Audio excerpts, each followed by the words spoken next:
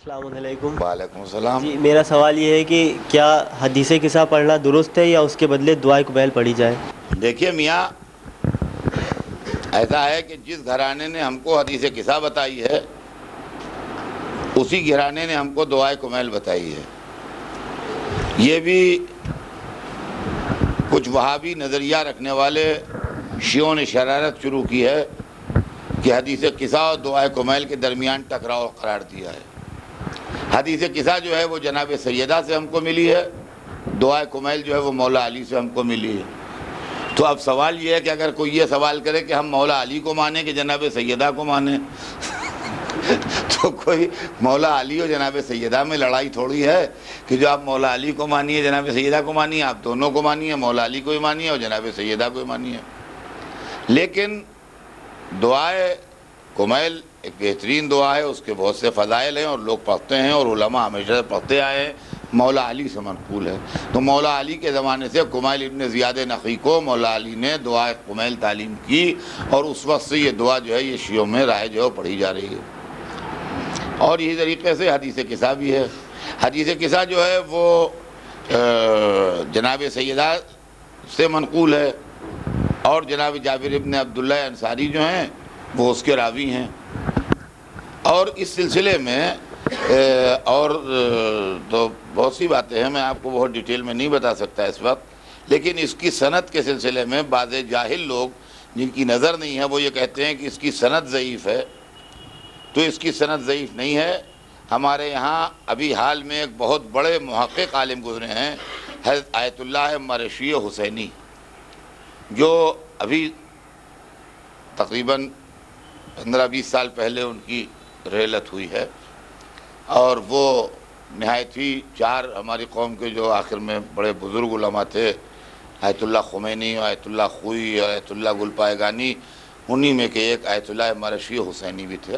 ان کی بہت بڑی لائبریری بھی آج قم میں ہے۔ انہوں نے باقاعدہ اس کی سند کے اوپر ریسرچ کیا اور اس کی سند پر ریسرچ کر کے اس کو انہوں نے لکھا ہے۔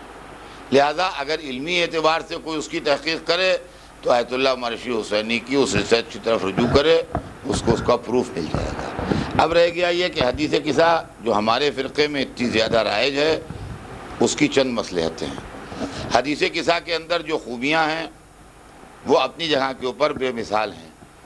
پہلی بات تو یہ ہے کہ قرآن آپ پڑھیے تو اس میں آپ کو صرف اللہ کی آواز ملتی ہے۔ نہج البلاغہ آپ پڑھیے تو اس کے اندر آپ کو صرف مولا علی کی آواز ملتی ہے۔ صحیفہ سجادیہ آپ پڑھیے تو آپ کو صرف اس میں چوتھے امام کی آواز ملتی ہے۔ حدیث قصہ وہ ہے جس میں آپ کو رسول اللہ کی آواز بھی ملے گی، مولا علی کی آواز بھی ملے گی، جناب سیدہ کی آواز بھی ملے گی، امام حسن کی آواز بھی ملے گی، امام حسین کی آواز بھی ملے گی، اور اللہ کی آواز بھی ملے گی اور جبرائیل کی آواز بھی ملے گی۔ یعنی پنجتن پاک اور اللہ اور وہ فرشتہ جو وحی لے کے آتا ہے حضرت جبرائیل، یہ ایک فرشتے کی، اللہ کی اور 5 معصوموں کی، جن میں ایک رسول ہیں، 3 امام ہیں، ایک معصومہ بی بی ہیں، ان سب کی آواز آپ کو اس کے اندر ملے گی۔ دوسری بات میاں یہ ہے کہ قرآن پاک کے سورے ہوں یا دعائیں ہوں، سب کا پڑھنا ثواب بھی ہے اور سب کے پڑھنے سے فائدے بھی ہیں۔ آپ دعائے کمیل پڑھیے تو یہ فائدہ ہے، پورا چیپٹر ہے دعائے کمیل کے فائدے کا۔ آپ دعائے مشلول پڑھیے تو یہ فائدہ ہے، پورا چیپٹر ہے۔ آپ دعائے صبا پڑھیے تو یہ فائدہ ہے، اس کا پورا چیپٹر ہے۔ جتنی دعائیں ہیں آپ کے یہاں اس کے جو فائدے ہیں وہ کتابوں میں لکھے ہوئے ہیں۔ اور قرآن پاک کے جتنے سورے ہیں سب سوروں کے فائدے بھی لکھے ہوئے ہیں کہ سورہ واقعہ پڑھیے تو یہ ہے، اور سورہ مزمل پڑھیے تو یہ ہے، اور سورہ رحمان پڑھیے تو یہ ہے، اور سورہ یاسین پڑھیے تو یہ ہے۔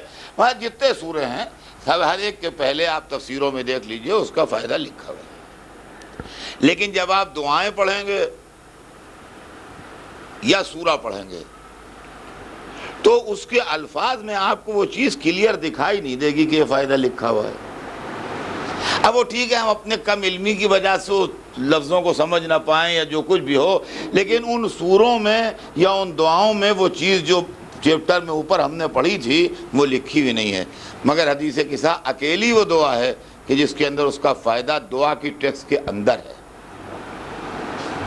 یا یہ ہے کہ ذکر خبرنا فی محفل میں محافل اہل الارض، یہ ذکر جب کسی زمین کو محفلوں میں ہوگا، اس میں کوئی رنجیدہ ہوگا تو اس کا رنج دور ہوگا، کوئی غمزدہ ہوگا تو اس کا غم دور ہوگا. تو دعائے جو حدیث قصہ ہے اس کا فائدہ جو ہے وہ خود اس کے اندر منقول ہے. یہ تمام اس کے اندر خوبیاں ہیں. لہذا اس کا جواب یہ ہے کہ حدیث قصہ بھی پڑھنا چاہیے اور دعائے کمیل بھی پڑھنا چاہیے.